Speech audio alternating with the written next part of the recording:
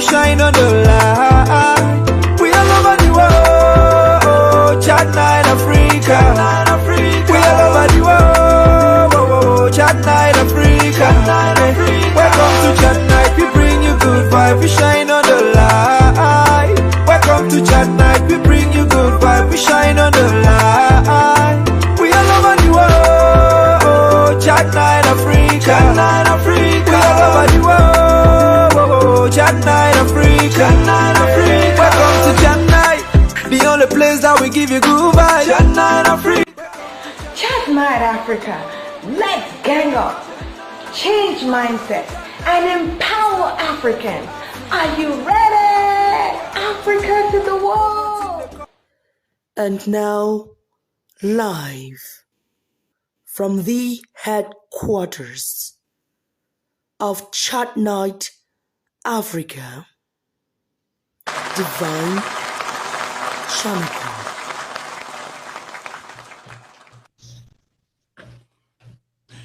Hello, everyone. Welcome to this week's edition of Voices of Africa. At some point in his life, growing up, he was homeless and hopeless.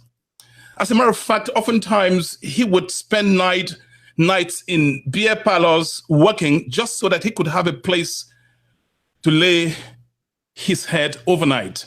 So how did this guy, with a remarkable story, described by thousands and thousands across the globe as Mr. Remarkable, rise from hopelessness to becoming a highly sought after professional? We are about to unravel the mystery. It is for a reason that people get up and call somebody Mr. Remarkable. His story is, to say the least, riveting. Ladies and gentlemen, join me in welcoming Mr. Remarkable, Dr. Joybert Javnyuy, on the platform.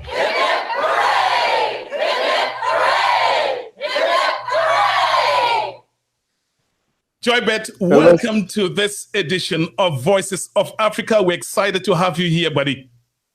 Thank you so much, so Divine, and it's such an honor to be here on Chatnite Africa, and I'm looking forward to having a great time with you.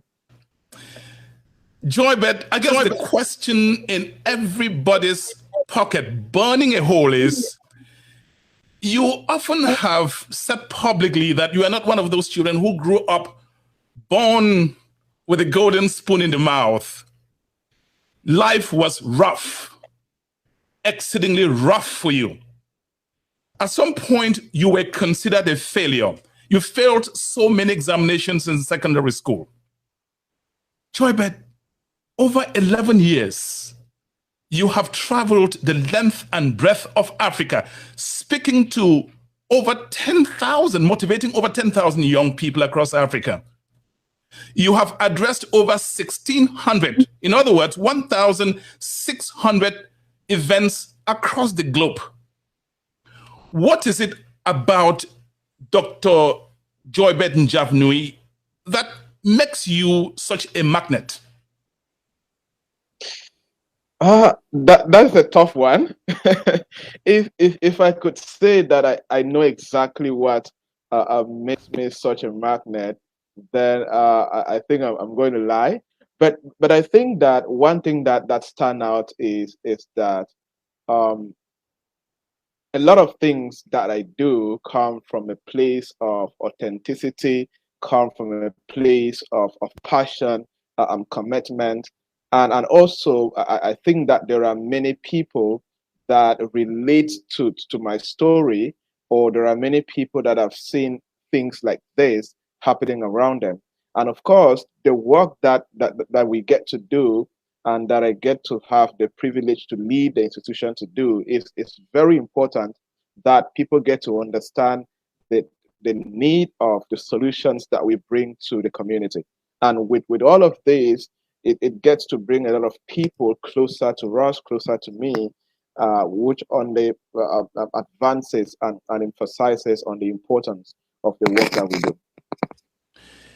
You have described your mission as one to help people and institutions become peak performers, experience productive results, and thrive, not survive.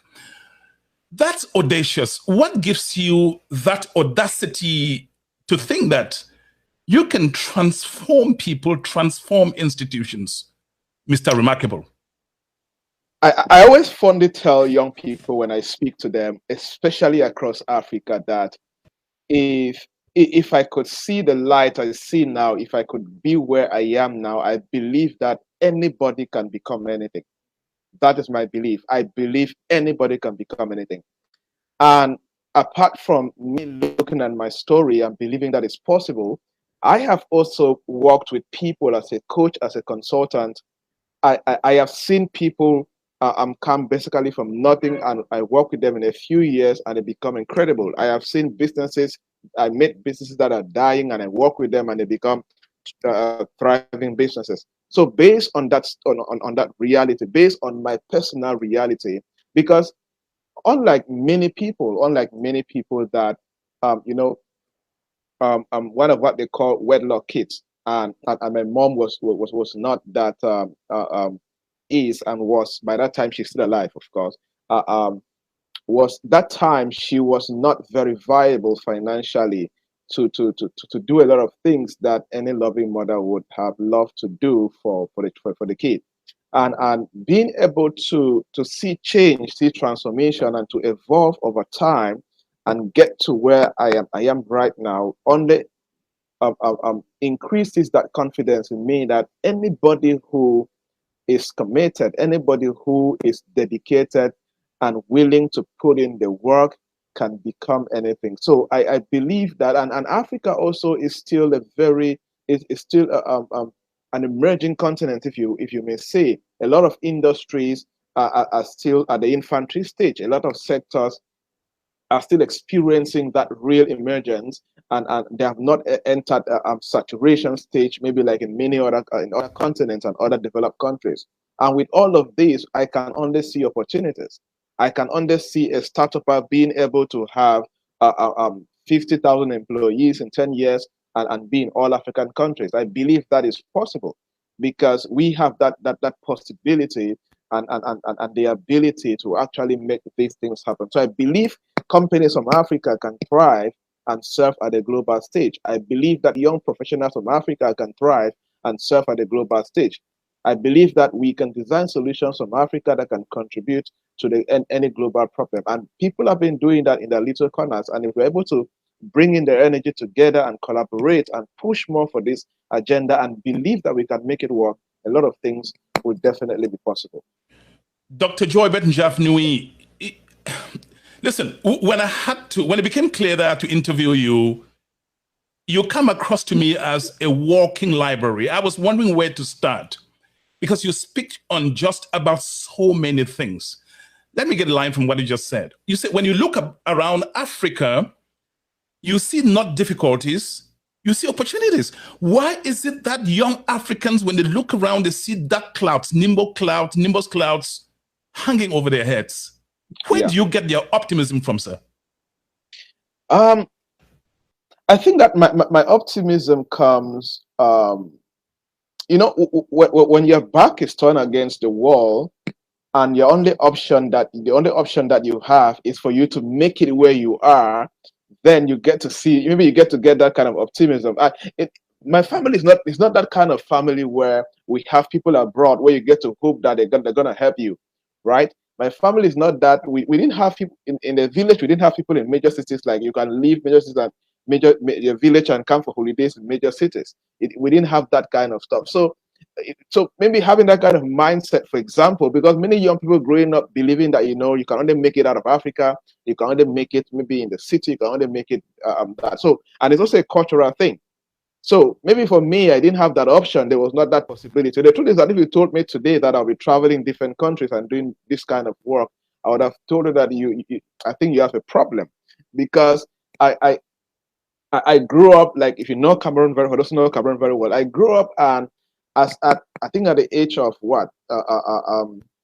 I finished high school, entered the university. I have never traveled out of the Northwest region and come to any major city. So that was how it is. So I knew that my life surrounded around the area where I actually grew up. So the only option I had was to make it where I find myself.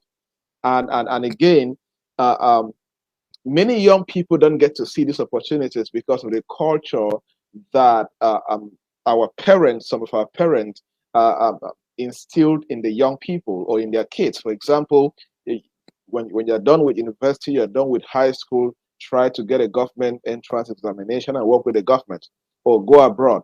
And when young people are not able to go abroad, when they're not able to get a government contract, many of our parents did not teach their kids that there are opportunities in the private sector.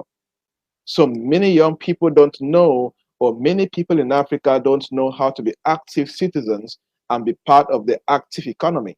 The private sector of any nation is the active economy. So when they don't know how to, when they're not able to get a job with the government, they're not able to travel abroad, the only way they know how to survive and to win in life is taken away from them.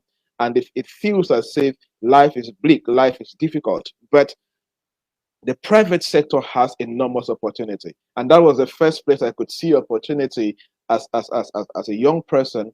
And many other young people who are smart enough, who maybe their backs have been turned against the wall to, they were able to see that, hey, the only option we have is to buy and sell, for example. The only option we have is to create something and try to resell and bootstrap and recreate a lot of things.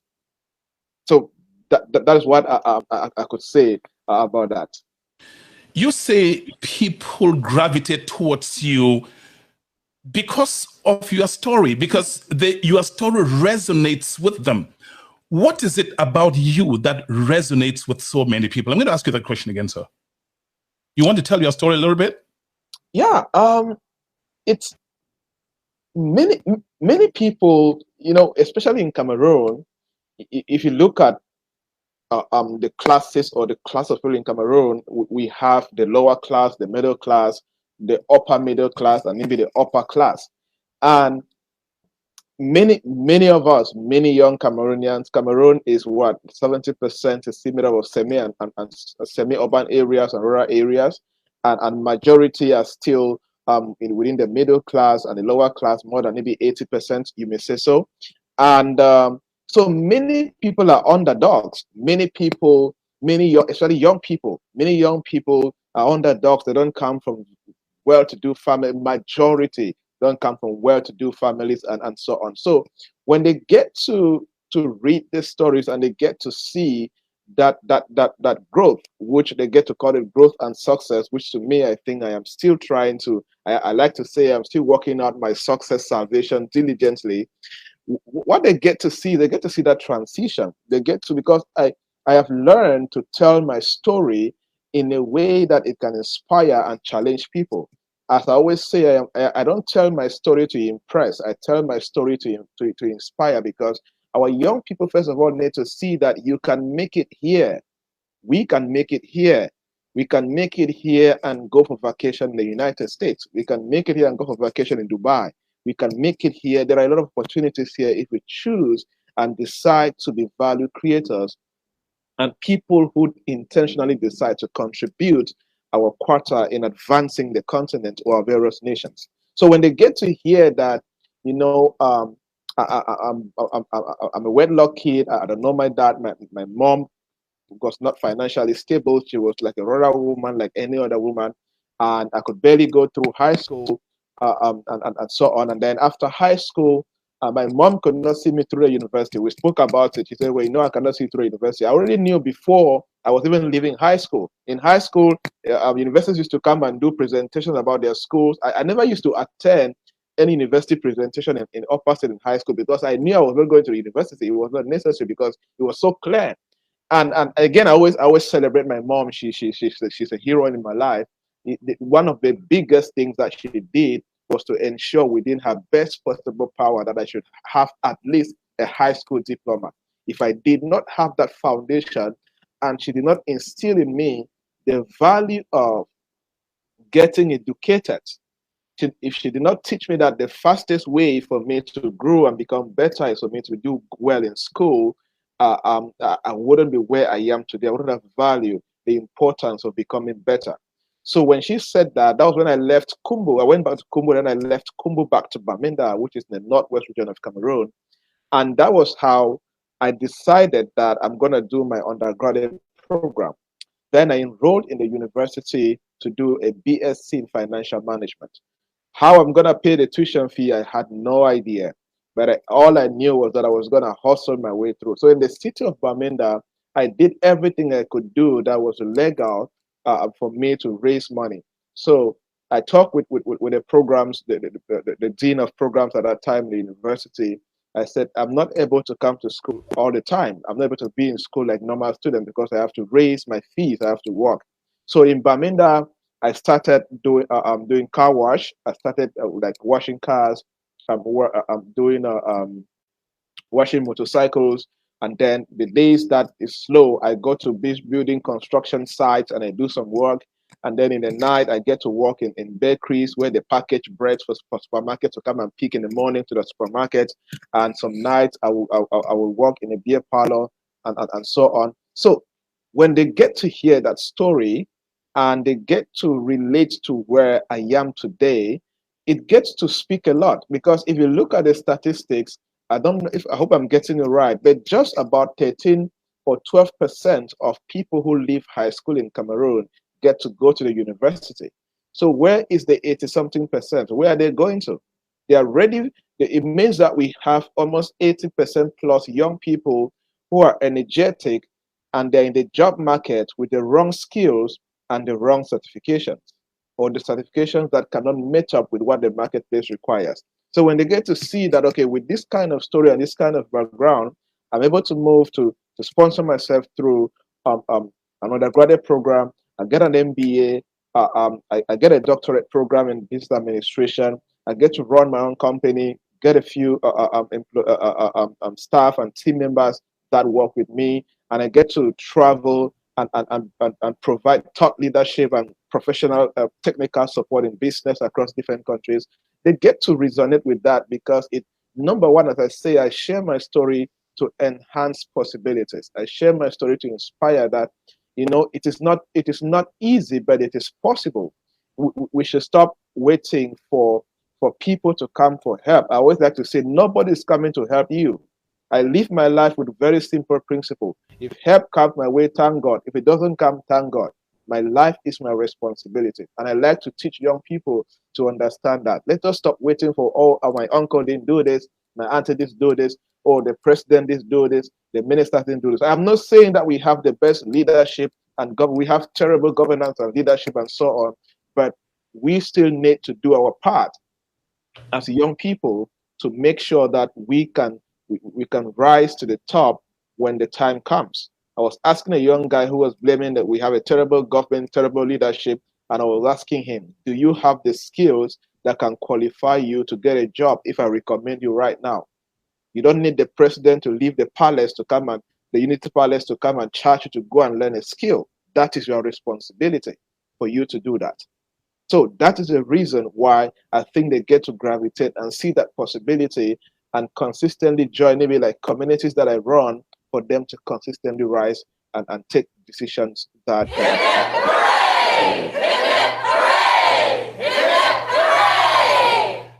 If you are just joining us, you are watching Voices of Africa on the platform Chatnite Africa. My guest on the platform you see is described by thousands and thousands of people as Mr. Remarkable. Momentarily, I will be opening our studio phone line so that you can dial the number 240-603-7367, 240-603-7367 to ask him a question. Joybert, I am on board with people who call you Mr. Remarkable, not because of the tough life, the tough circumstances you grew up in. So many people grow up in those circumstances. What amazes me about you, my friend, is your ability to fail examinations, to be homeless, to be hopeless, and yet Do I say miraculously? Here you are addressing conference. You were just returning from Dubai, where you were interacting with world-class entrepreneurs and so on. How do you break with that tough life? Because many people in your situation or in your circumstances would simply have thrown in the towel, given up, and started blaming people. So tell me how you broke out of it. Did somebody hold your hands out of a tough life situation, or how did you do it? I think that is where my my Christian journey comes in. As a Christian, one of the, again, I'll go back to my mom. One of the most incredible things that my mom did was to make sure that I grew up in a Christian way. I was always around the church, even though sometimes I didn't like it, but she would force me to go to church. And growing up with those kind of values and knowing that when things are tough, she used to tell me and still tell me today that go back home. And when she says go back home, it means that go pray, go study your Bible per se, go closer to God, for example.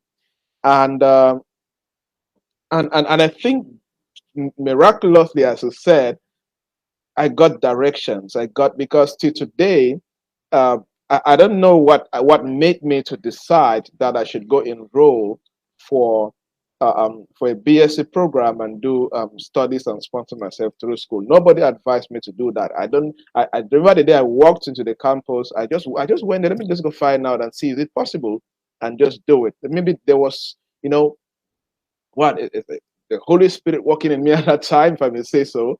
And yeah, and again, one thing that I discovered early that helped me was that I discovered that the fastest way for me to rise to the top was through education and skills acquisition.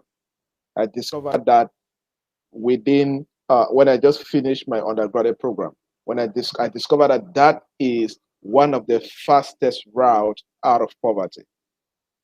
There are many ways you can break out of poverty. Somebody can hold your hand and endorse you. Somebody can hold your hand and decide to give you one contract that will change your entire life. Somebody can decide and give you a job in his company or whatever. There are many processes. There are many ways that people can go through and escape the lower class life or poverty or a struggling life. What I got was that the only way I'm going to get out of that kind of lifestyle was for me to gain the right education and, of course, the right skills. And fortunately for me, the education and the skills acquisition greatly helped me to be able to be a good value creator, a good contributor in the economy, in the business sector, and so on, which increasingly drove my value and drove my demand across the whole process. And I think that's why I keep advising young people, if there is something you can do to yourself, increase your ability to be valuable. It is going to change a lot, because whether we like it or not, we need to stop believing that the only way to make it in Africa and to make it in Cameroon is through bribery and corruption, is through people endorsing you or having a godfather and a godmother. In the private sector, for example, which is bigger than the government sector, in the private sector, what puts you on the table is the value you bring to the table. I have had the privilege to work with great companies, with great CEOs. The only reason that connected me to them is because they see that I have something that they need for them to succeed. What value can you bring to the table? I always like to say something. I always tell people, I always tell myself, if you love me, if you hate me, there's one thing you cannot do. You cannot ignore me. I always say that I'm going to become so good. I'm going to become so good and so excellent that you cannot ignore me. Whether if you hate me, you're going to hire my services and hate me paying me. I have no problem with that. I'm going to serve you well. You pay me and we go our separate ways. And whether you're in the opposite party, I'm the other party, I have no problem. Pay my services. Just become excellent. And young people need to learn that. The point is that we keep paying a lot of attention and blaming a lot of people when we have not fixed our own self. I always advise, fix thyself first. fix yourself first. Before you blame the Ministry of Transport, respect the street lights when you find them. Before you blame the Ministry of Environment, make sure that when you hold dirt on the street, look for a can and put it there. Start from there. Then we're going to see we can have the responsibility of holding the government accountable for their own actions. But if we have mediocre citizens, we're going to have mediocre leaders. Because if citizens can become excellent, leaders will be forced to change. But in Cameroon, leaders can do whatever they want to do because majority of the citizens, trust me, they live very mediocre lives. They do things anyhow, but they expect somebody else to come and adjust the whole system. I don't know how they think about that, but it's not possible. So we need to start taking the part.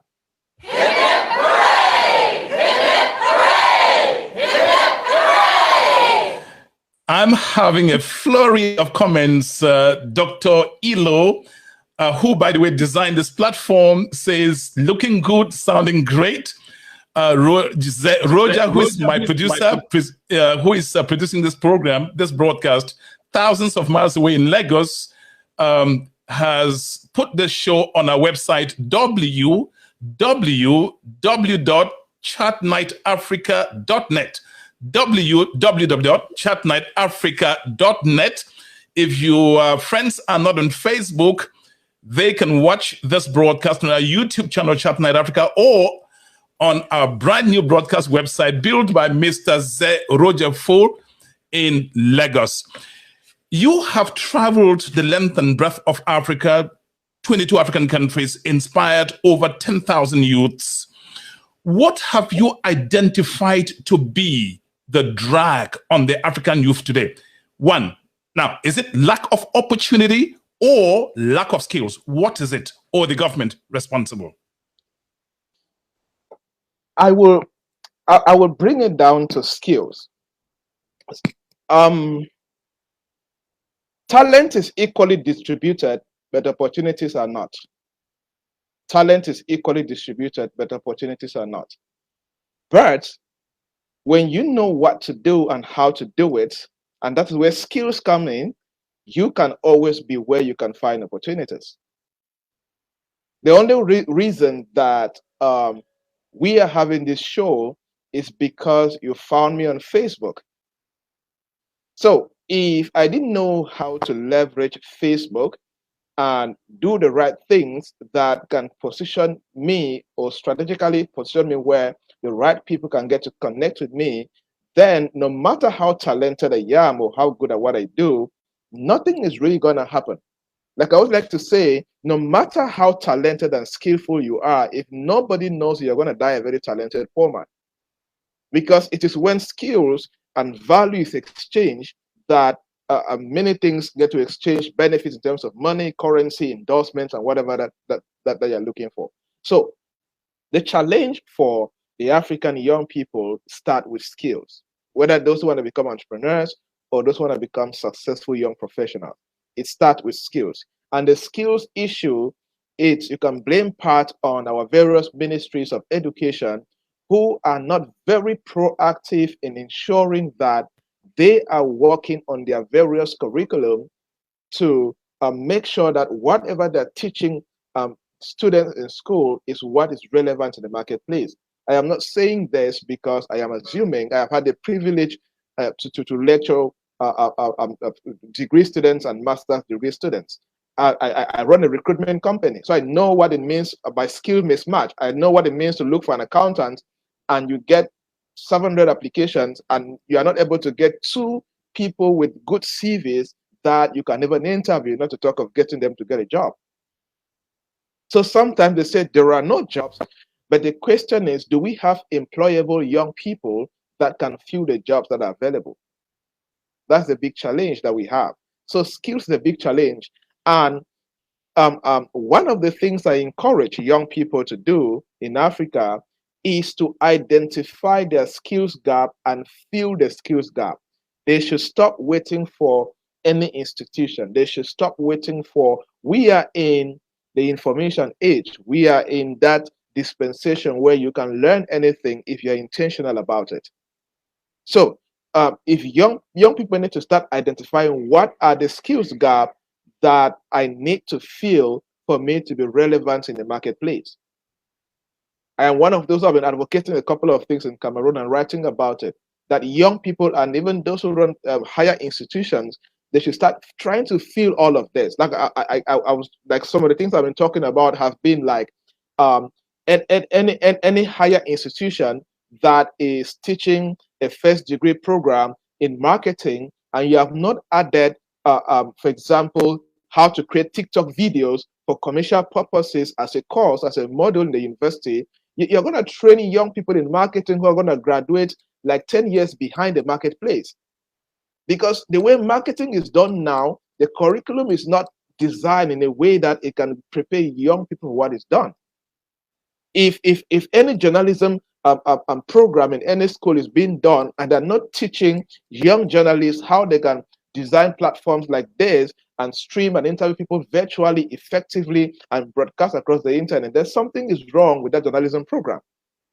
Any program like banking and finance example that's being done and they're not teaching the students about cryptocurrency and fintech and money transfer and how blockchain is going to influence the various financial institutions and instruments, then something is actually wrong with that banking and finance program. So you get the concept. So the challenge is that gap, that there's that gap that, number one, some experts in quotes are not seeing it to feel it. Number two, some young people are not taking that self-responsibility to actually fill those gaps. And I keep saying there's something I've been writing about on how to define your next 10 years for young professionals. And one of the things that I emphasize on that is, for any young professional in Africa who will be relevant in the next 10 years in Africa, you need to know how to identify gaps in your career and take steps to fill that gap. If you're a graduate who read journalism and they didn't teach you how to organize online shows like this, why not go on YouTube and start learning how to use some of these platforms? It is your responsibility to do that. If you want to go to the next level, acquire the skills the next level requires. There is no way that you are you can succeed beyond your skills. There is no, I don't see it possible.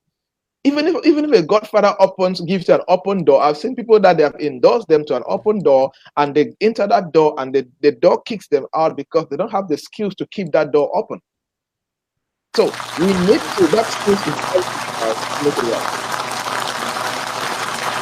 You are watching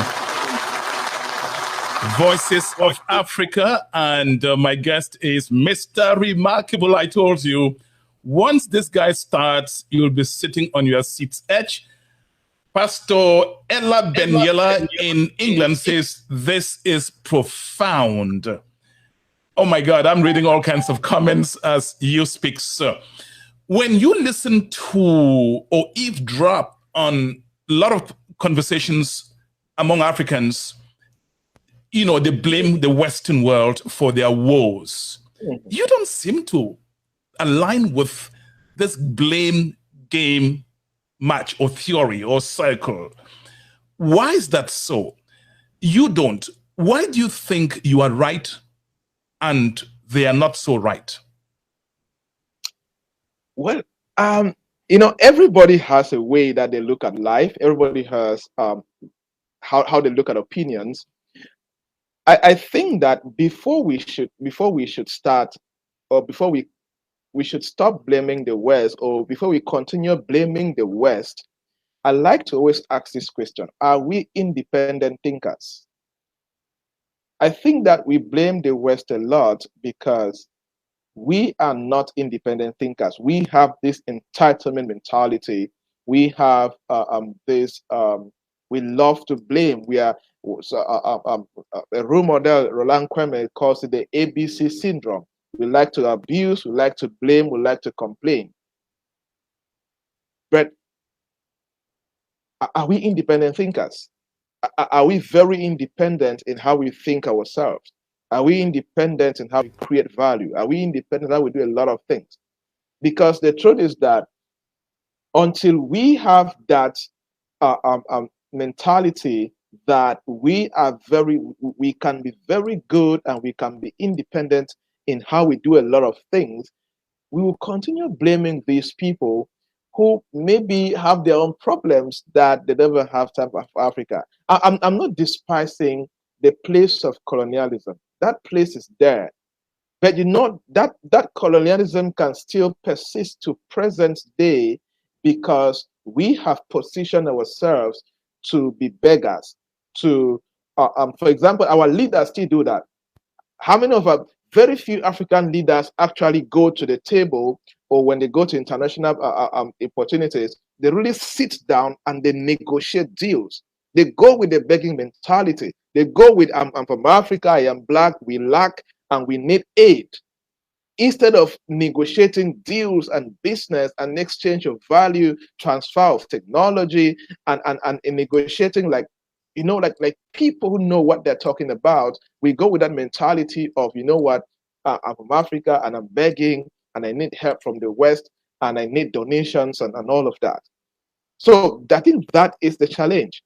If we're able to grow ourselves to a place whereby, when you meet anybody from the West, whatever, you're talking about partnerships, you're talking about business, not aid, you're talking about exchange of value and not begging. That will help us a lot. And of course, anybody who sees that you have the wrong mentality and they have the opportunity to suppress you, they are going to suppress you. So that is a challenge. So if I've had the opportunity to work with many people from the West, and they get to, but what is different. When I go to the table, I'm talking business. It's not about white or whatever. It's about exchange of value. It's about us contributing to the growth of where you're coming from. It's about part of a higher purpose. But if we keep going to, we need aid for malaria, we need aid for this, we need aid for that. Okay, but what have the Ministry of Scientific Research in various countries and Ministry of Higher Education, what kind of structured programs have they really created in a way that can push young people to create, package, and model local homemade medications that can confront malaria? We don't have those structures. So here is what somebody says. Mavanga Mandangi says, this guy is so illustrious. Trust me, he doesn't spend much of his time in church praying for miracles. Oh my goodness. I think you got that wrong. I love this show because, believe me, I talk to a broad spectrum of people across Africa. And I'll tell you some of the things they share with me. That's coming. You're watching Voices of Africa. And my guest is Mr. Remarkable, Dr. Joybert Javnyuy.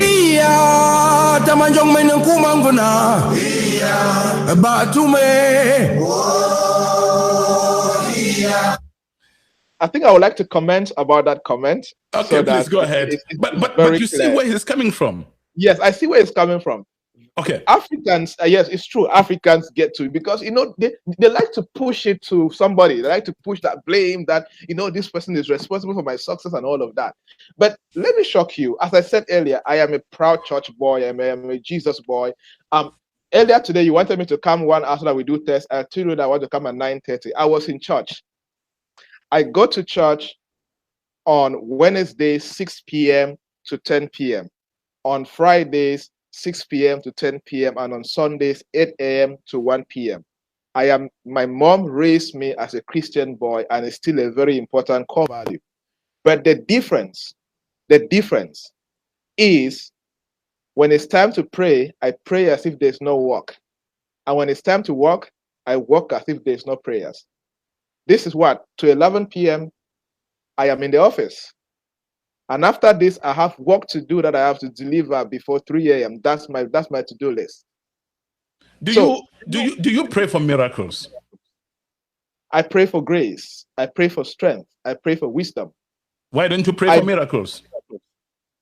Because miracles can happen, but there's a part for human capabilities. But I think, from my perspective, I think that we misunderstand miracles. Because it's like somebody praying in church for God should increase my finances, for example, but you have no value that you are creating and ready to sell. So there is a place, and I think that there's a lot of misunderstanding, and many people get to use the church and the Bible to confuse a lot of people. But you know, the Bible states very clearly. I'm not an expert like you, but believe me, when I learn from colossuses of knowledge like you, when I interview people like you, I learn a lot. Here's what I learned from somewhere. Somebody doesn't employ you to just pay you. They employ your skills. They're paying for your skills. So if you have not retooled yourself and just think that you will go from a government department to another government department, hoping that somebody, you throw in an application and somebody employs you, you're just wasting your time. No, you know, and that's why many people don't get to tap from the highest place they can pay you more money is the private sector. Is the private sector. If you look at the government barim or how they pay, as I say, there are some things that I see a government employee is doing. It's a thief, as simple as that, because there's just so much the government can pay. But it's possible to see a company in the private sector can pay you 5 million francs a month. You're able to create a value and you're good at what you do. We'll come to that. We need to be very, very conscious that, you know, I mean, God blesses the works of your hands. I teach in church, I minister in church, and I always like to bring your works first. You need to have works, and then they'll be blessed. I like what Pastor Ella is saying. I'm watching from work, and I'm a minister of God. Exactly. And as I say, there's a belief I have. I always teach my mentees. I always say that there is a grace for success that is released that is depending on the kind of hard work that you put into your life. I believe there's a special grace that God has for hard workers. Well, that's so far it goes with, as it goes with church and work miracles. And when I called your workplace a couple of days ago, you own a company, but you don't refer to your employees as your subordinates. You call them team members. That's a mindset not many people have. Why is that so? I always see the current team that I have, or my team that I have right now, they're a blessing to me.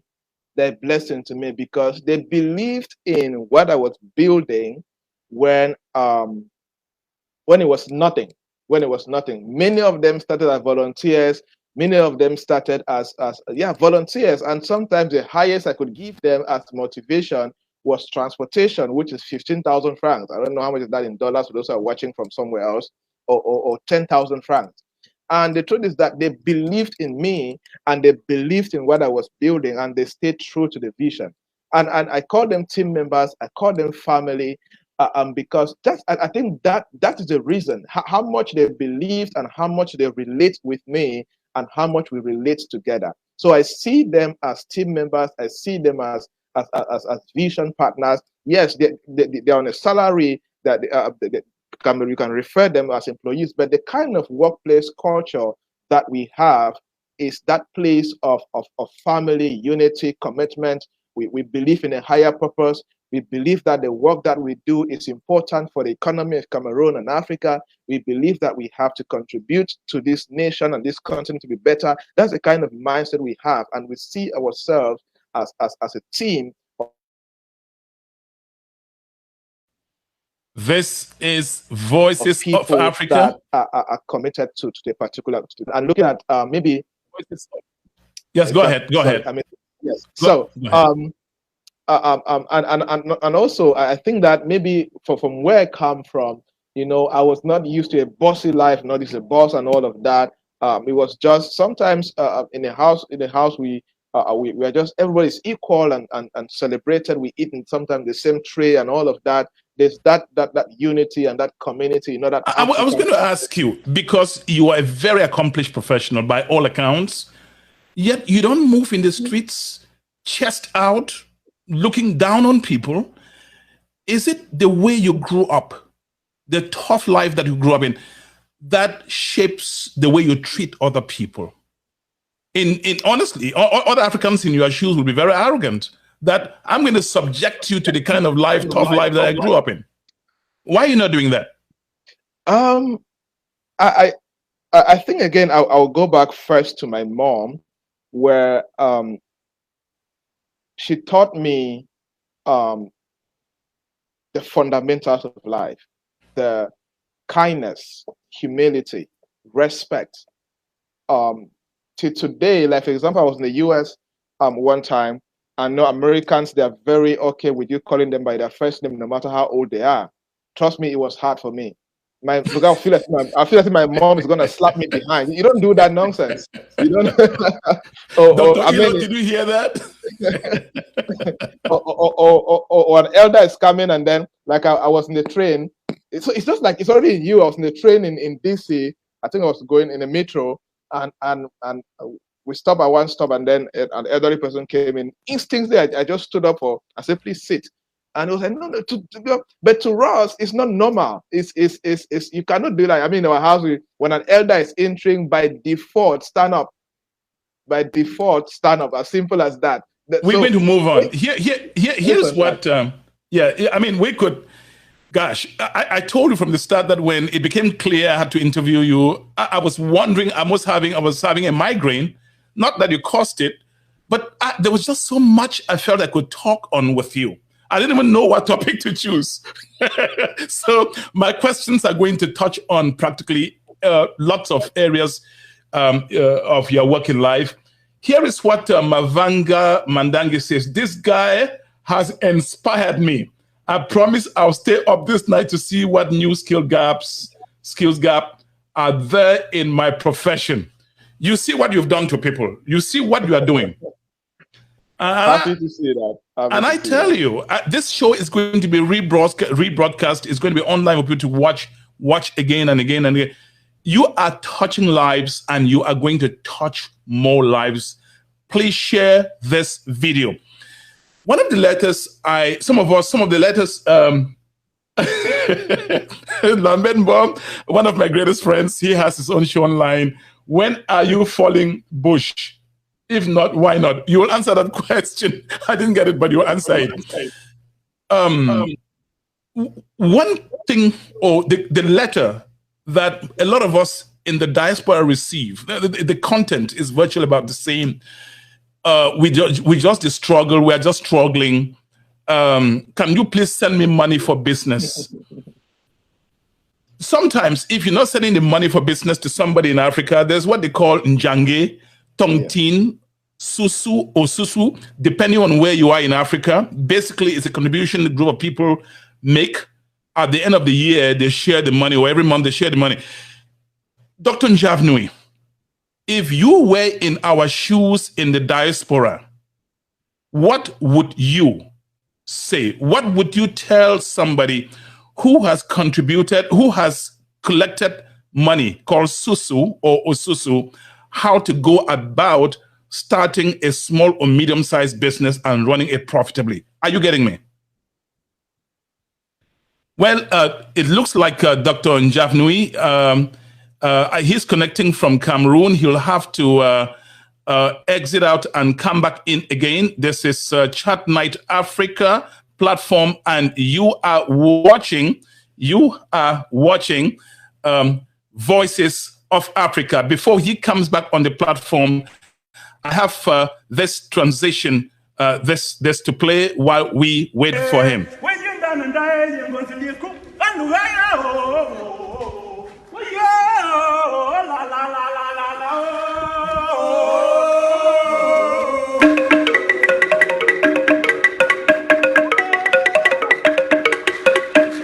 Well, we're having trouble with that video, so we'll suspend it as immediately. Doctor, I think it's fine now. Let's have our transition.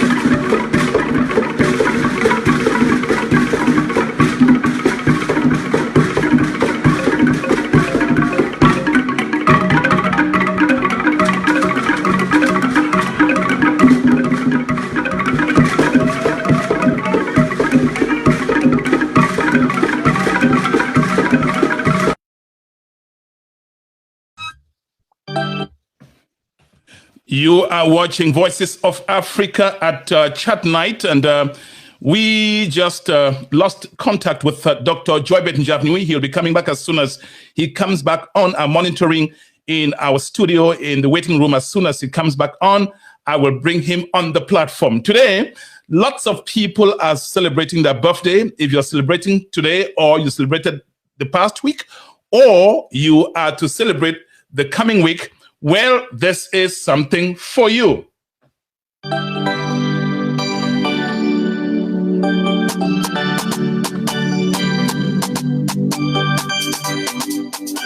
Happy birthday to you.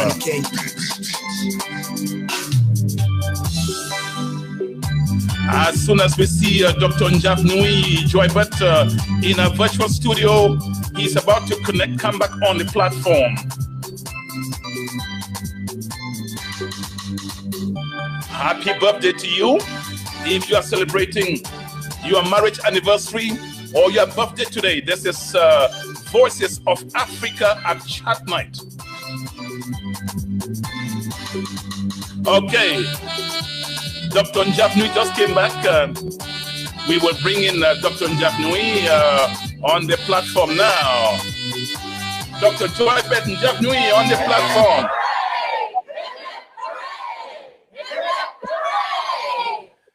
Dr. Joybert Javnyuy, I understand the difficulty in connecting from Cameroon. In Africa, I can understand, but thank goodness you are back on. Yes. Yeah. The question I was asking you, imagine somebody has just collected the Susu or the Njangi money or the Tongtin money and comes to you and said, Dr. Joybert Javnyuy, I want to start a business, a small or medium-sized business, and run it profitably. Yeah. What are you going to tell that person? Well, that's the question I can tell you I receive almost every day, like every order of the day. I have a framework that I've developed to help somebody start a business. And the first thing I always like to advise people is for them to understand it takes more than money and just an idea for you to run a sustainable business. Because people always think, okay, you know what? I have money. Let me buy dresses and sell. It takes more than that to run a business. It takes much more. It takes skills. It takes a certain mindset. It takes location. It takes your commitment for you to make that business work. When somebody wants to start a business, one of the questions I like to ask them is, are you willing to dedicate the rest of your life to make this work? Because business is hard. Trust me, business is one of the hardest things to do. Headaches and disappointments and bad sales, many things. And if you don't have that heart and that commitment to be dedicated to it, you're going to give up. So I always like to walk them through, and especially one thing I like to assess is skills. Business, the heart of business is skills. If you are not having customers, it means you don't have marketing and sales skills. If you are not able to manage your money, well, you don't have financial management skills. If you are not able to keep employees, you don't have team building skills. If you are not able to expand, you don't have expansion skills. Business is skills. The challenge is that people think of just money and then ideas. One of the cheapest things to get now is ideas. There are problems everywhere. Just buying and selling is business already. You don't need to process anything. Just buy and sell and you're still in business. But there are people I've seen that have a couple of millions and have an idea, but the business dies out 6 months later or 1 year later because they skip some of these things that I have mentioned. So I try to walk them through and have a good plan, which it helps them to actually start well and become profitable later. It's possible to succeed in business and not die in 3 years or 4 years, like the traditional statistics says that 9 out of every 10 business die in the 4th year, in the 3rd or the 4th year. It's true. But the challenge is sometimes it's not because they have a bad product. Sometimes not because they have limited capital. It's just because maybe they lack the skills to run a sustainable business. That is always the biggest challenge from my experience of providing consulting services to various business owners. And if you now have a question for Dr. Javnyuy Joybert, Mr. Ramad Kibble, you can dial the number 240-603-7367. 240-603-7367. You can type your question, or if you want to speak directly live to or with Mr. Remarkable, simply pick up your phone and dial the number. I received a letter once from Burundi, and the person is a high school dropout. Said, Mr. Divine, since morning, I've not eaten anything. I need money. Give me some money. I don't have work. What's your response? If you were in my place, what would be the response to that gentleman who wrote to me from Burundi, sir? You know, one of the things that I would do in that case is ask questions. And one of them was, I've had cases like that. And I always like to ask this very funny, simple question. What can you do that somebody can benefit and give you money? What skills do you have that you can make something and get paid for it? And many a times when you talk to us, when I ask these questions, many people always give me not a very satisfactory answer. They always give me a very superficial response. And I think that is the major reason. When it comes to wealth creation or succeeding financially, the basic things are know how to create value, know how to express the value, and know how to monetize the value. In other words, and after that, you need to know first how to make money. It's not just know how to make small money first. That's actually, when I meet people like that, I try to get them to that point. Can you make small money? Can you make small money that can enable you to make a living? And that's one thing that many I face with Africans. Somebody sits and they cannot yet make a living, but they're thinking of making a dream. You need to make a living first, then you can think of how to make a dream. So I try to walk them to that stage, and when there's nothing, I always advise them, we need to get you a skill. And one skill I encourage people to get, whether we like it or not, sales will always be one of the highest high income skills. I have had people that I can share you a story of a young man that he came to me one time like that, and he used to do, he always do what they call Bambi, carry things in the park and all of that. And he has been in the park for a few months, almost a year. And so, can people trust you? He said, yes. Okay, go to their stores, get the equipment that they sell, snap pictures and all of that, try to share on social media, and you can be able to do sales. And that was how he started. And today he has a shop of his own. Some of the things in my office are supplied by him. That's how he started, with no capital per se. So and that's why I always advise anybody who is really stranded, start with the ability to sell something. Sales will always be one of the most critical high income skills. If you can talk to people and you can influence people and you can sell something, even water, whatever, what can you?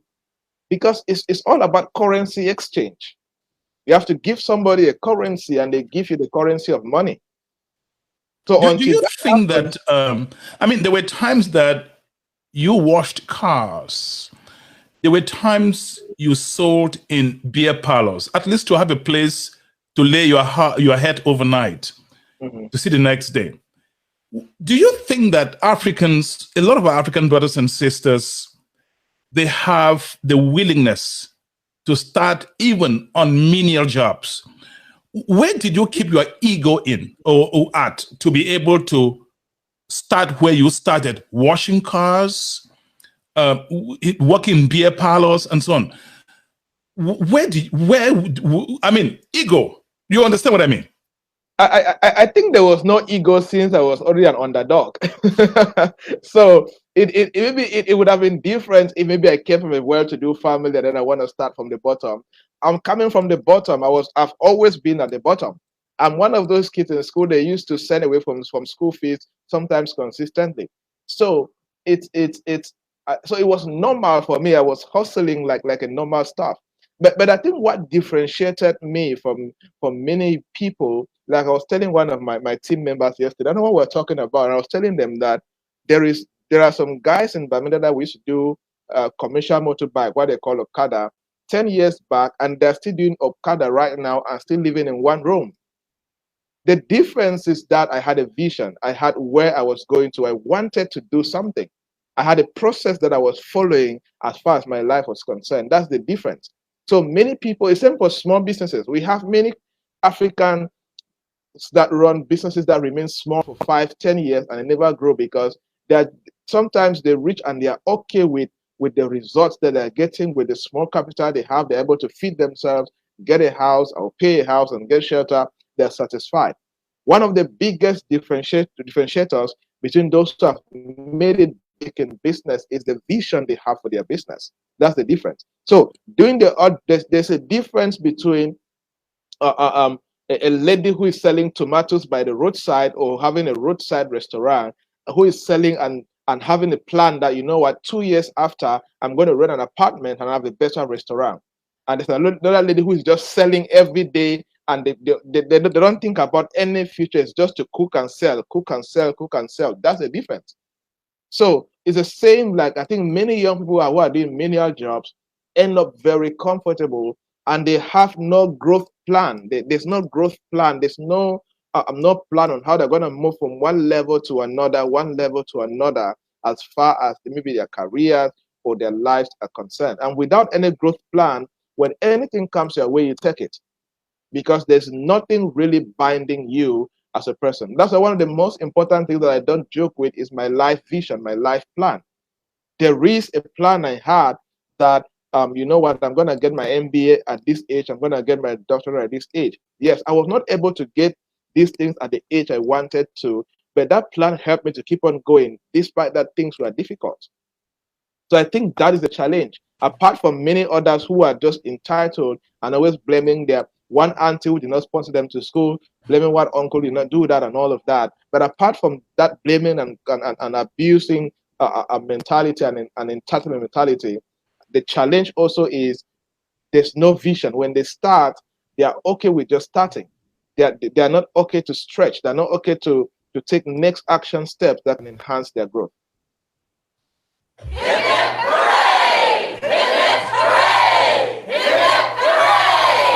Voices of Africa with Mr. Remarkable, connecting live from Douala, Cameroon, taking questions about the remarkable journey of his life and, of course, what you do to start a small or medium-sized business and run it profitably. You have written so many books, but before I come to the books you have written, you talk to business people. Let's take Cameroon, for example, because it's probably a microcosm of what you find across Africa. Why do you think that, or what have you realized to be the greatest setbacks with people who do business in Cameroon? We're not talking about the big corporations. We talk about small and medium-sized businesses. Yeah.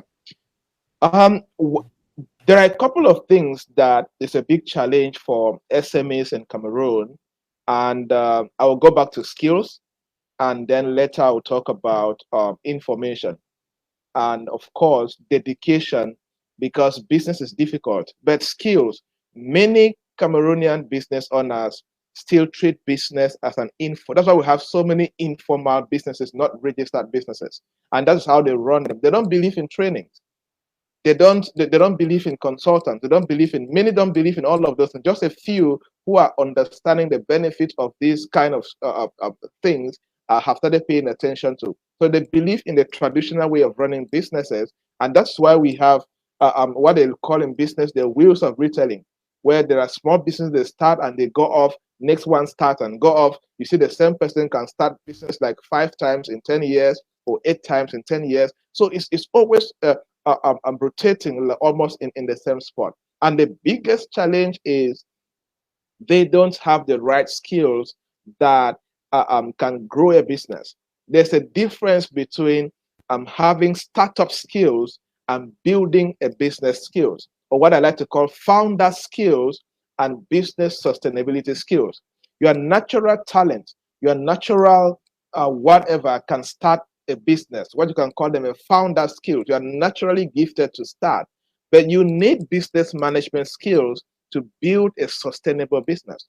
And that's where many people get to, they lack those practical professional skills that can build a business, for maybe recruitment, to expansion, to managing finance, to managing profit, to increasing sales and marketing, and all of that. They don't, and those are things that you don't just know them. You need to get trained and understand how it works.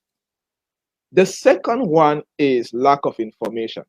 And I'll go a lot. If you talk to many business people, they're going to complain about taxes, that there are high taxes and all of that. I am not saying we have the best tax systems in Cameroon, in Africa, but one of the biggest challenge also is that many business people do not have tax information, for example, and many other information. So not seeking information, not reading government releases, not reading newspapers, or not even following the news to get business news that can influence their activities.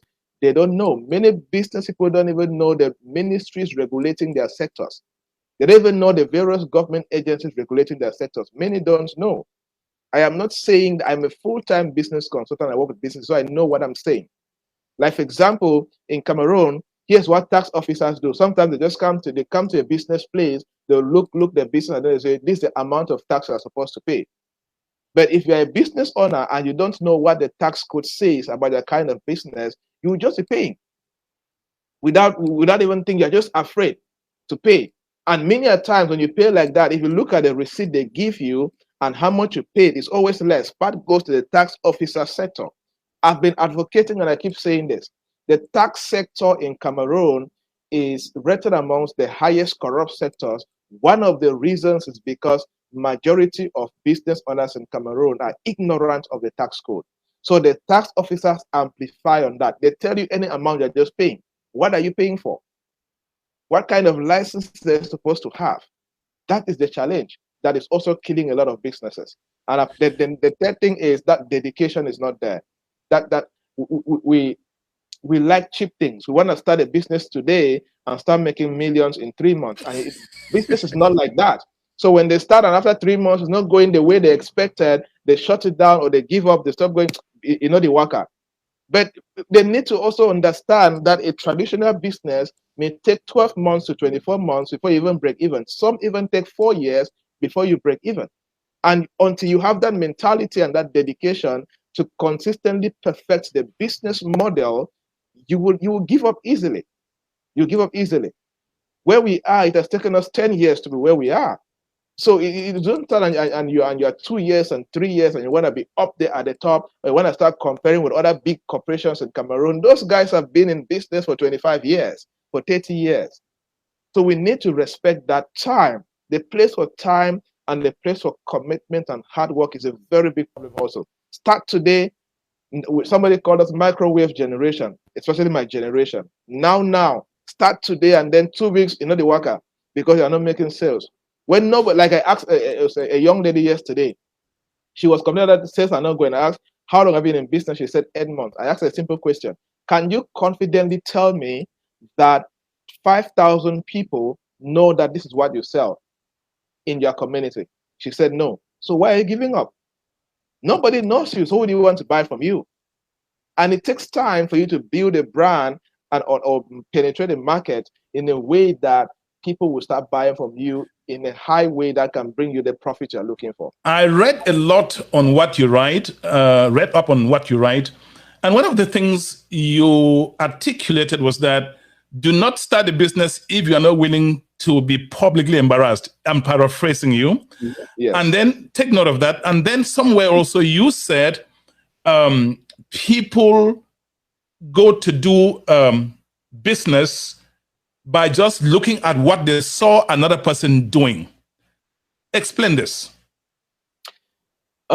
In business, especially when you have a disruptor mentality, is you need to be okay for people to tell you it's not going to work and you are wrong. Personally, many people told me it's not going to work. How are you going to build a business around selling knowledge, for example? Primarily, our major part of what we do is I head the division of training and consulting before other things that we do as subsidiary companies that we have under CostDev Group, which is the main company that I founded. And the main source of because the main thing I started was training and consulting. You see, and of course, in that kind of business, you're gonna be wrong. You're gonna write things that people are gonna disagree and tell you you're wrong and you're not good at what you do. If I didn't have that thick skin or that mentality, I would have given up since, because they're gonna laugh at me. I'm not good at what I do, for example. So when you have that disruptor mentality, you need to be okay with embarrassment, because number one, people will not be used to change. When you influence change and people are not used to, there are the best way that many people react to change is to speak against it, is to lambast it, is to say it's not possible, or you're trying to show off, and they're going to say whatever that they think which is not positive, or they're going to avoid it and just observe you from the background. So that is why I say that for you to win in business, you need to be okay with public embarrassment, because you're going to put a product in public and somebody says your flyer is terrible. The flyer is so unprofessional, or the product is not nice, or it's a very bad product. They're going to say stuff. You need to be used to that and learn how to convert that into lessons that you can use to perfect your business model or your product design. For the second part, I'm forgetting the second part that you raised. The second part was people start business by just seeing what others do and they jump into doing it. Yes. And when you jump into that, you cannot copy passion. You cannot copy somebody's skills. You don't know the kind of exposure they have in that business and all of that. Copy work is not good in business. I prefer revelation. I prefer you to be convicted that this is what you want to do, and you can set out. You can have conviction in the same sector as possible, but now you're going to be different. That's why people who copy always end up giving up, and the original version keeps on going. Because they see that you're already making money, they want to jump into it. Number one, they don't know where you're coming from. Number two, they don't know the kind of skills you have in that area. Number three, they don't know the kind of resources. That's why I speak a lot against competition. Stay on your path. Stop competing. Stop competing. Because competition doesn't mean that you should not advance. You should compete against your former self. That's what I promote mostly. Because you cannot sit and you're competing against somebody. You don't know the kind of money that person has that can finance their projects better than you, and you're competing with your startup 100,000 francs. It's like a startup rising up and then trying to compete with a large telecommunication company.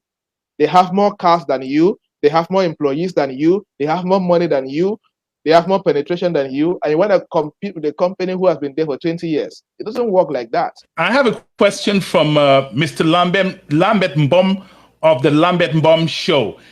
What strategies do we need to replicate models like you, Dr. Joybert and Javnyuy?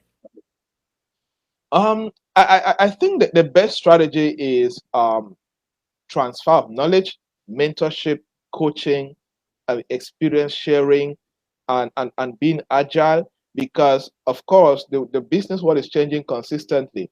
The way I started in 2010 and 11 is not the same way business is done now.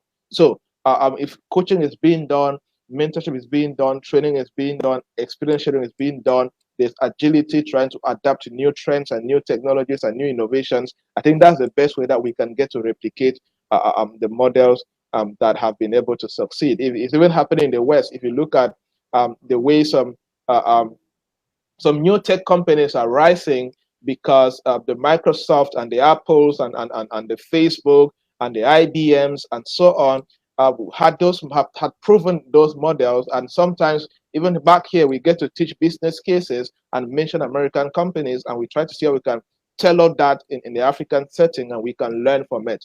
And the good news is that back there in the US and European countries, they get to share their knowledge. They get to go on TEDx, they get to go to universities and share how they build their companies. That helps a lot to transfer these models back to the younger generation. One of the lines you just mentioned leads me to the next question. But before I get to the next question, Beatrice Moma says, a great customer service is the key for any business to succeed, as I know. And wow, okay, Mr. Lambert Bob says, thank you, Mr. Divine Nchamukong, for bringing on such inspirational guest, where we bring people who can share with you Afrocentric solutions to Africa's challenges. This statement I just made leads me to the next question. There are people in the diaspora, Europe, the United States, who want to go do business in Africa. Yeah. Do they always succeed? What should they guard against? What should they do? Some start by building houses, give them out for rentals. Some buy taxis, cabs, as we call them in the United States. What should somebody consider, somebody in the diaspora consider when going to invest back home? You travel the world and you live in Africa. If there's anybody who qualifies to answer this question, it's you. Yeah. I have had I'm going to answer this a lot from experience. I've had the privilege to help many people in the diaspora to start operations back at home. And one of my biggest skills that I project in the international scene is market entry strategies. I have a lot of companies who want to penetrate the African markets to come to various markets, Cameroon, West Africa, Eastern Africa, and so on to start. And I have this more detailed. There's a session on my YouTube channel called How to Start a Business in Cameroon from the Diaspora. How to start a business coming from the diaspora. It's a full session there on YouTube for free, because I noticed this very big challenge, because I've had excuses of sending money back home and family members are squandering the money and eating it, excuse of friends duping people and lying when they're not doing anything. We have had so many of those excuses. And one of the best things that I speak against when starting a business back home is do it the right way. Don't do it the informal. Don't do it the family way. Don't do it the friends way. Do it the right way. Do it in a way that is structured. For example, when you have a legal entity that is registered, that you recruit employees in a legal way, give them contracts and give them binding documents, they are going to efficiently commit to that company, because they know that apart from just earning salary, they are bound by the law to produce the right result. But if you have just friends where you say, I beg, come and do this, come and help and do all of that, they're going to come with that mentality, oh, it's our thing, and they're going to bring laissez-faire culture, they're going to steal, and there's nothing you're going to do and all of that. So I always recommend that make sure you have a good structure that is legal, that the law can protect you in case something goes wrong. The second thing is you need to make sure that you have experience in what you want to start. If not, if you can come back home and spend a few weeks to make sure you understand exactly what is happening, so that, because one sign for you to succeed in business is for you to know the operations. If you want to start a restaurant, if you can come back home, go to the market and buy yourself. Come and see how it's prepared the food yourself, clean yourself, dish yourself, understand the whole process. So that when a staff or somebody is giving you excuses and some comments, you understand where they're coming from. So that is very important. The next thing is you need to also have a good plan and understand that when you start a business today, you're not going to break even the next day. Have a plan, have a process, and most importantly, work with an expert. Work with a local expert based in Cameroon. Work with a coach, a consultant, a tax consultant, a business expansion consultant, whatever. Well, I have many of them that we work with them to guide them to do this, because number one, when you are out of the country, it's already at your disadvantage. Many of our people practice eye servant. So when that servant leadership heart is not there for many people. So when you work with an expert that can always supervise for you and take decisions for you when you are absent, and because, for example, when you work with us, supervise our business in the diaspora, our job is to be excellent. We are not there to please our family members. We are not there to please. We have a brand to protect as an institution. So we make sure we do the job ethically, professionally, for the good of the. When I'm consulting with you, I tell you it's about the vision. I'm going to tell you what is right. I'm not going to make you feel good. I'll tell you what is right about the business and make it work. So, and there are many other factors that I think there are about 7 things I've shared that you want to start a business from the diaspora in Africa or in Cameroon. pay attention to these things and do them, you'll be able to have a sustainable And business. here is what somebody says. Thank you, Uncle Divine. I am a victim of family business. 35 million francs gone. My brother sells my cars and goods and squandered the money. Thank you so much for this broadcast. Well, that's what we do, and believe me, I can share my own experiences with you. Now, when you talk about starting a business in Cameroon or anywhere in Africa, the question that the doubts that many people raise is the business environment. Dr. Javnyuy Joybert, Mr. Remarkable, how are you doing business in this rough and rugged terrain and succeeding? Did you go and meet some consortium Baba and he gave you some liar to tie around? Yeah, with some magic potions or charms?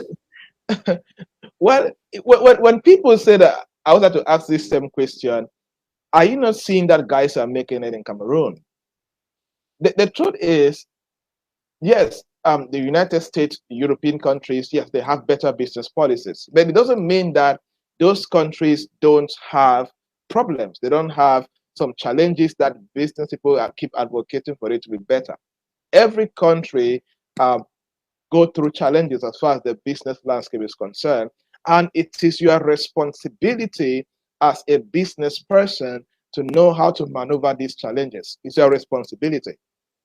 So, and that's where the place of having a tough mentality comes in, because you need that in Cameroon. You need that in Africa to succeed in business.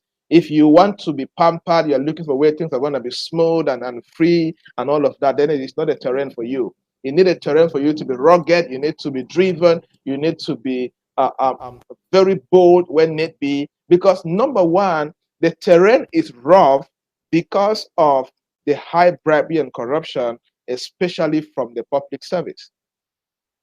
And when you go and you are afraid, or you don't know what is right, you don't have the right information, they get to maltreat you, for example. And and if you don't know how to behave or how to react, you get to lose money unnecessarily, and you say it's a tough environment, right? So it is again, as I said, one of the best ways to conquer the tough environment, as we say it: know your stuff, know the right information, find it, be ahead of the game, and be bold enough to confront certain things when they are not right. Because I tell you, some civil servants in this country can kill your dream. You go and you're registering a business, somebody is asking you for 1 million. If you don't know that, you don't know the cost of registering a business and where to go get the right documents, you will just run away and know what it's too expensive to get a business registered in Cameroon. That is what ignorance does. Yes. So when you are ignorant, people are going to exploit you. But what I'm happy about is we have people like you, consultants like you on the ground. So if you are in the diaspora, you want to start the business, you better talk to Dr. Javnyuy Joybert, Mr. Remarkable. My last question for you before we end the show. We could go on for 5 hours, but every good thing, every sweet thing has an end. My last question, you, sir, you were just coming in from Dubai. What did you go to do there? And how do people in Africa benefit from what you went to Dubai to do? Okay, I was in Dubai for maybe two major reasons. I was organizing an event in Dubai where I was bringing entrepreneurs and company executives from Africa and other countries to Dubai to teach them on what I call how to define your next 10 years in business, because I anticipate that one of the things I've been I'm anxious about, not anxious, very dedicated towards in the last 2 years, is trying to research about the marketplace in Africa in the next 10 years, what you can call the future of work in Africa, organizations of the future, companies of the future, leadership of the future, and all of that. And I brought these leaders together in Dubai to lead some master classes with them and to reveal some things I think that any business executive and leader should pay attention to in the next 10 years as far as building their business is concerned. Also, I was speaking in a couple of international summits, especially about investments in Africa, and sharing my perspective about market entry strategies in Africa and what international investors should be looking at when penetrating Africa. And of course, advocating that Africa is the present and the future, and having a branch of your company in Africa or starting in Africa is a plus for your business. It's not going to be easy, but it's a great investment to do. And many people get to benefit from that. And of course, Dubai is a global city right now. And it's also an opportunity for Africans to get to link with the global landscape faster and easier and build better careers and better companies. I was in Cameroon to see my mom in the month of May. And I went to Douala, I went to Yaoundé, I went to lots of cities around Cameroon. And everybody knows there's this war in the Anglophone regions of Cameroon. Yeah. Cameroon's situation is not unique. Now, because of the war, you have a lot of Anglophone Cameroonians, girls prostituting in Douala, Yaoundé, in the streets, sleeping with men for small things like $1. It doesn't matter if it's $10,000 a night. You have a lot of jobless people who run away from the war and they're in French-speaking towns. You have the war in Tigray in Ethiopia, and I can imagine that people have escaped the conflict and they're now crowded in Addis Ababa, where it's relatively calm. You have the same situation in Nigeria, where Boko Haram is wreaking havoc in northern Nigerian cities. You have war in Mozambique. Pretty much around Africa, you have lots of civil strifes, armed conflicts, and people run away and they become jobless. I want you, Dr. Javnyuy, as a concluding statement, to address the young people who have escaped from war, either in Cameroon, in the English-speaking parts of Cameroon, to Yaoundé, Douala, those who will be watching this maybe in Addis Ababa, having escaped from Tigray region, and so on and so forth. Those in northern Nigeria who has escaped Boko Haram attacks and gone to the south, jobless, refugees in Nigeria who ran away from Cameroon and went to Nigeria. What do you tell them? How do they start? How do they begin from an idea to action? I mean here, profitable action. I mean, this can be a show on its own, but tell them something they're eager to hear what message you have for them. Let me share something I've never shared publicly. You spoke about living. I was not originally in Douala. I started my work and everything in Kumbo in the northwest region of Cameroon. I left Kumbo in 2018, and the day I ran away from Kumbo, I ran away with my duffel bag. That's the only thing I had on me. I left my office in Kumbo. That imagine a young at the age of 22, 21, I started saving and working towards having a training center and all of that. And in 2018, you leave what you spend your life savings and it's your dream to set up a training center in the city and all of that, and you run away with nothing. I left that place. It was a one hall for a training center. There was a small office, and I left my house there. It had everything there. I left and I took just a bag, and only my laptop was inside. And I left Kumbo at 3 a.m. and that was why I left Kumbo. I've never gone back to Kumbo. So I left everything I worked on. I've worked on from 2010 to 2018. I abandoned it to today. I don't know how that house is, but bullets are everywhere in the house. I don't have stolen some of the house equipment, office equipment. I have no idea. So I came to Boya, started there for about a year. I moved to Yaoundé when the crisis intensified in Boya. We moved to Yaoundé. I did Yaoundé for about a year, and then things were not going that smooth, and I had to move now to Douala. This is our base. So when you talk about running away from crisis and being in difficult situations and leaving maybe what you have worked on and leaving everything from your office and your house equipment and everything and starting life from afresh, I understand what it means. I've been there. And I was doing an interview with a TV show, and I said that one of the most important things that you need in the midst of chaos is sanity. It's for you to have clarity. That's what I would advise. You cannot make the right decisions when you are not sane, you are not calm, you don't have the clarity. Trust me, life will throw things at you. Life will mess you up. Life will only mess you up if life throws things at you and you react to it. So you need to learn how to act the right way when life throws things at you. The crisis is life throwing things at us, horrible things at us. And it's very important. And the second thing is to have the growth mindset. If you leave and you now turn yourself into a pity party expert where you always say, oh, I'm an IDP, I'm an internally displaced person, I need help, I'm struggling, and all of that. That is all you're going to attract. You're going to attract depression and suffering. You're not taking actions to grow. It's going to be a challenge. And that is why it's very important to always maintain that right mindset. It's very important in the midst of chaos, in the midst of challenges. That is what separates people who rise out of difficult situations and those who stay there for years and for months.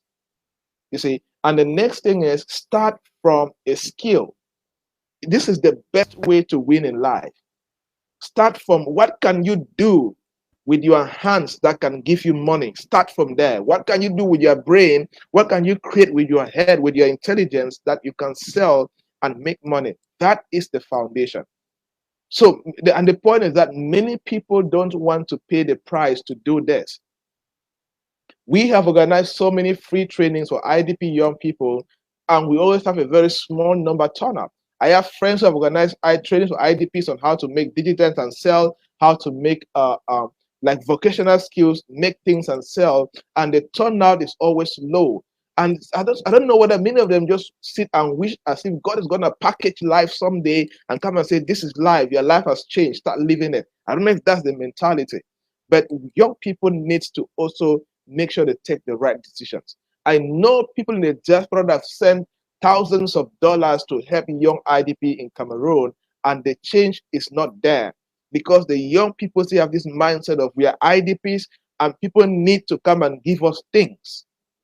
And they end up in poverty year in, year out. When you live on donations, when donations are not there, you go back to your old life of being poor, being broke, and struggling. But when you are able to be skillful, you have a higher chance of becoming sustainable. So have a good mindset. Don't feel as if this is the end of it. Have a good mindset. Believe you can make it anywhere. As long as there are human beings as in peace, you can hustle your way out. Be resourceful. Again, secondly, make sure that you have a skill. If you don't have one, if anybody wants to help you an IDP, ask them to help you to learn something you can do and get paid. We have had ladies who are IDPs right now. I know some of them that we have trained, some of them who are doing well. They learn tailoring, they learn makeup, they learn how to cook food and sell, they're learning event planning and all of that. And now they are more sustainable without aid. You help them, don't help them, they are doing very well. So that is the best way to be stable and you're going to grow. Wow, this is Mr. Remarkably performing on Voices of Africa at Chatnite. I'm going to give you a blank check for 2 minutes to address an issue you think I did not raise. That's a big one. I think you have addressed basically everything. And what should I talk about? Should I talk about the work that we do? Of course, an entrepreneur, we always love to sell. Is that fine for me to do on the show? Absolutely. I was going to even ask you the question, how can people contact you, brother? Okay, so if you want to contact us, you want to contact us, my website is Javnyuy Joybert. Just join my two names, Javnyuy Joybert, Javnyuy first, the country name before the English name. So javnyuyjoybert.com, and you're going to see the work that I do. And many of these things I have raised about career and business growth, you can go under the blog. I have more than 700 articles plus that I've written about career growth in Africa, business growth, and many things. And I keep writing almost every day to advance the knowledge sector of the African business sector to do my part. And you can visit the company website, cosdevgroup.co, not .com, cosdevgroup.co. You're going to see what we do. So Cosdev Group has a couple of subsidiaries that we do. It's always called a group. We have a training institute where we specialize to train people on two key things: employability skills. That means we target and we specialize to target specifically high school graduates who did not have the opportunity to go to university. It means you're ready for the job market. You don't have the employable skills to compete. So we organize training for them to be employable. We provide them sales, marketing, digital marketing, and so on. Then we organize enterprise development skills. So we train business people and those who want to start business on how to grow their businesses successfully. And we provide certifications. We have partnered with universities. We have partnered with international institutes to make sure that we give them certification that they can be able to present. So those who want to look for jobs to get jobs. We had many testimonies in different countries of people who have landed jobs. We have a business financing arm where we specialize to help source financing for SMEs in Africa. And through our business financing, we have been able to help over 550 plus SMEs in Cameroon to get business financing to finance their business dreams. And we are hoping to scale that. Our dream is that by 2025, we should have financed 5,000 businesses in the continent. And then we run a recruitment firm. We help companies recruit the right people and the right talent, and we provide career management services. And then we provide corporate training and consulting. That's the fourth arm. So we help companies to become more productive, more efficient, staff training, operations design, whatever that can solve a business problem. We have the knowledge and the grace to solve any business problem. I always like to say that. Hip hip hooray! Hip hip hooray! Hip hip hooray! Oh my goodness. People are effusively thanking you, praising you. Beatrice Moma, Edith Delight, DJ Max in London, Pastor Ella Benyela, who is a pastor but working. She said that. So don't sit at your front porch praying for a miracle to happen. Yeah. Get your cutlass and go to the farm and plant crops. Thank you so much. Believe me, your performance is beyond remarkable. I've always looked forward to this day when I can bring you on this platform to address our brothers and sisters across Africa. Dr. Javnyuy, I cannot let you go without thanking people in your office, you call them team members, for supporting you to be such a superstar performer. I extend my love to them. And anytime that you want to, this platform, believe me, this is only a piece of the puzzle about Dr. Remarkable we tried to unravel here today. Anytime that you have content, and you always have let me know, see when you have content. Anytime you are available, just send me a note, Divine. There's something we need to talk. I have that we need to talk on, and my doors are flung open, wide open for you, sir. Thank you so much. Thank you. I also want to thank all the people. We began this platform with a small low-tech cell phone. It was low-tech, not even something like this.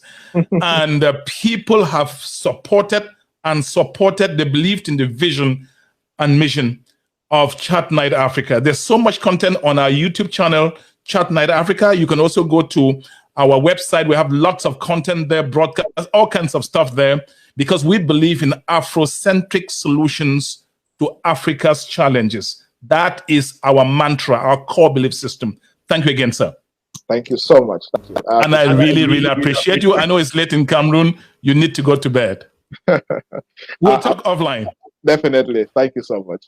Thank you. And viewers, thank you for being there for us. Without you, we will not be here. If you want to support what we're doing here, by all means, let me know. The only support we don't take is support attached to strings, with strings attached. In other words, you support the edification, the modification, the expansion of Chatnite Africa on condition that we don't discuss certain things, or on condition that we take or not take certain guests. We'll say, no thanks, thank you. We don't want your support, keep it. But otherwise, we are open. We are a fiercely independent platform. We believe in the absolute independence of journalism. Thank you all again. That's how we wrap up. My name is Divine Nchamukong. That's how we say goodbye to you and see you again next time. I'm coming back. I'm coming back. I'm coming to get down. I'm coming to dance. We're gonna dance. We're gonna dance. We're gonna get down. We're gonna get down. We're gonna party hardy. We're gonna boogie woogie. And when we jam, out of sight. This song right here, it's dynamite. I'm ready, I'm coming.